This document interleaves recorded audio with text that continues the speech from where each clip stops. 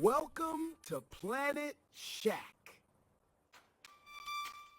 Have you ever noticed the moment you wake up, your mind is already talking before your feet touch the floor, before the day even begins? There's a voice thinking, questioning, replaying, worrying, and you didn't choose it.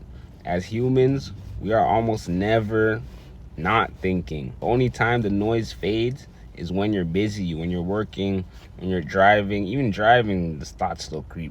When you're deep in conversation, when you're locked into an activity, for a brief moment, you're just there, present, and then the moment ends and the thoughts come rushing back. Why does this happen? Why is the mind always running even when we don't want it to?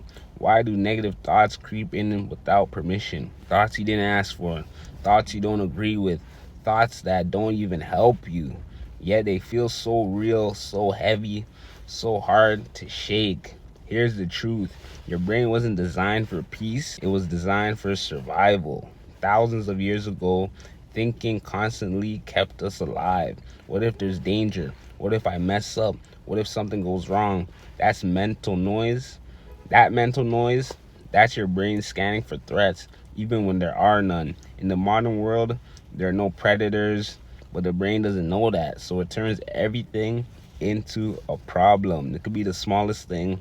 Your brain has to tweak on something. And here's the part most people don't realize: that voice in your head is not you. It's a system, it's a pattern, it's an automatic narrator. You don't decide what the next thought is, it just appears, just like a sound or a cloud passing through the sky. That's why trying to force thoughts always never. The more you fight them, the louder they get. It's like telling your mind, don't think about this. And suddenly, that's all you can think about. So is there a way to turn this off? Not by control, not by force, but by attention. Notice what happens when you're fully absorbed, when you're working with your hands, when you're locked into a moment, when you're deeply present. The thoughts don't stop, they just lose their grip on your mind, because attention is the fuel. No attention, no fire. The goal isn't to have a clear mind forever. That's not human. The goal is to stop identifying with every thought, to realize you are the one hearing the thoughts, not the thoughts themselves. The moment you see that, the noise starts to soften. You are hearing these thoughts. You are not the thoughts. You have to really distinguish that every time it pops up. You got to distinguish that. Your mind will always think. That's what it does. But you don't have to live inside every thought it creates. Sometimes peace isn't silence, peace is distance, peace is being busy. Peace is being locked into a moment where your mind can't drift away. Peace is just being locked into the present, what's around you, who you're interacting with, what you're working on.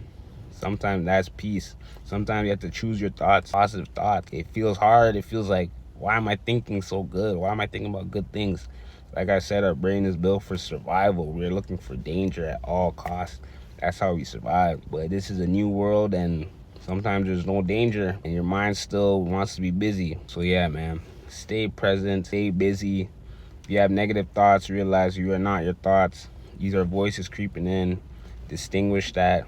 Watch them pass by like a cloud. Keep your mind occupied. Positive things. And yeah, get to it, man. Planet Shack.